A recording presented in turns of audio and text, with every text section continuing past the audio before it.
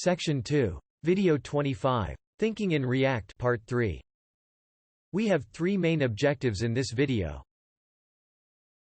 1. We will build a static version of ProductTable. 2. We will build a static version of ProductRow. 3. We will build a static version of ProductCategoryRow. In the previous video, we added a placeholder for the product table. We will now add the product table element to the filterable product table component.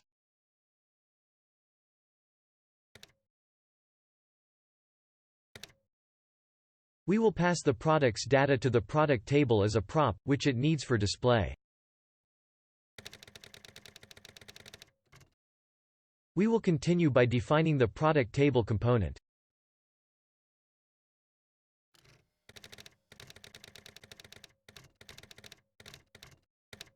First, we will destructure products from props.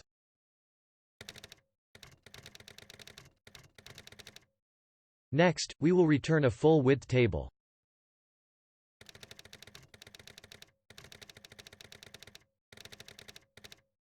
We will add group table header content and table body content elements to the table.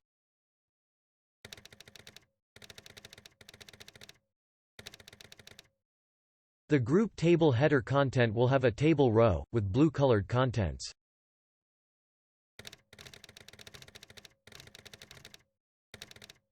We will add two table header cells to the group table header content.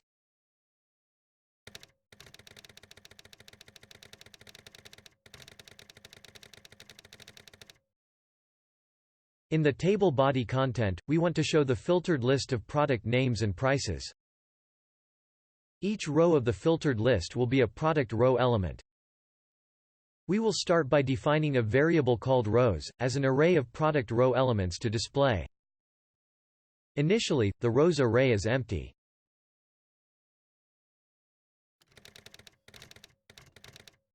We will push each product row onto the rows array, using the forEach method. For each product in the product's data array.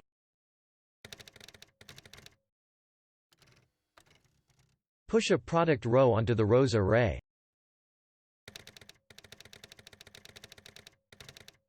We will inject the product into the product row as a prop, which it will need to show the name and price.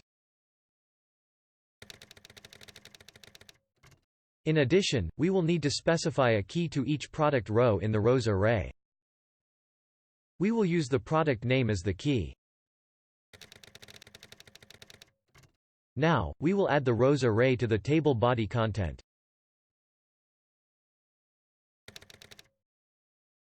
Next, we will define the product row component.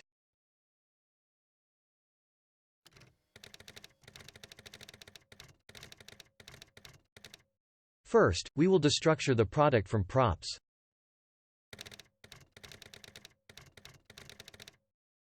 Then, we return a table row.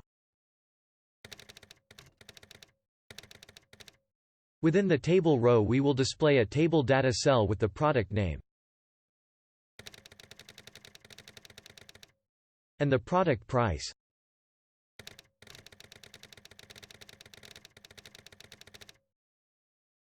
In our mock, the products that are not in stock display their name in red. We will need to add this feature to the product row component. If the product is stocked, then display the product name as it is now. Otherwise, display it with a red color.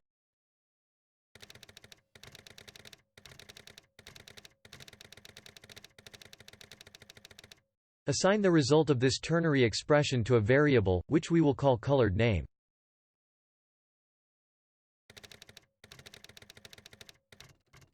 Finally, we will update the return table data cell showing the product name.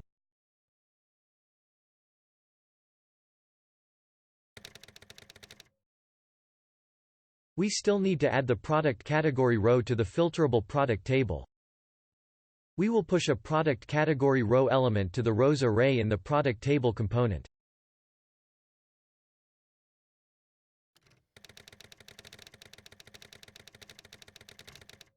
We will inject the product into the product category row as a prop, which it will need to get the category.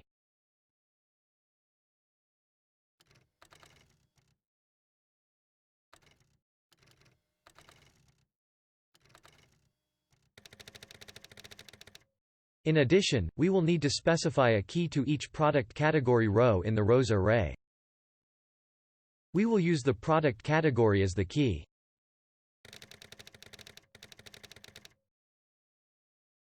Now, we will define the product category row component.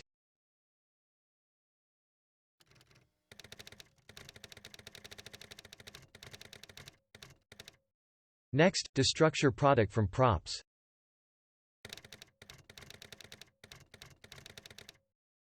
Now, return a table row with a table header cell that spans 2 columns.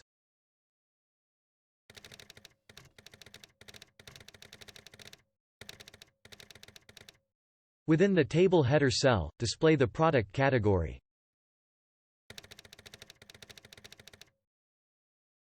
There is a bug in our product table.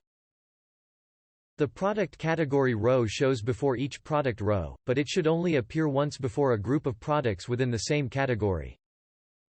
The products dataset has products grouped by category, so we can check which category of product was last displayed, and only show the product category row when the category changes.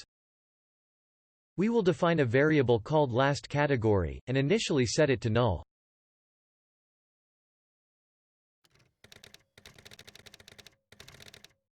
Now, we will check if the current products category differs from the last category, and only push the product category row onto the rows array if that is the case.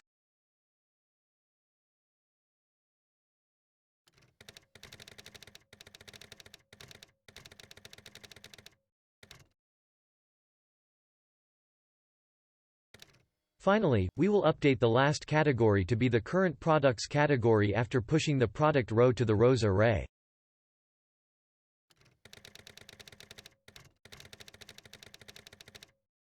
Save the file and view the completed static version of the app. It is very similar to our mock, so we have successfully implemented the static version.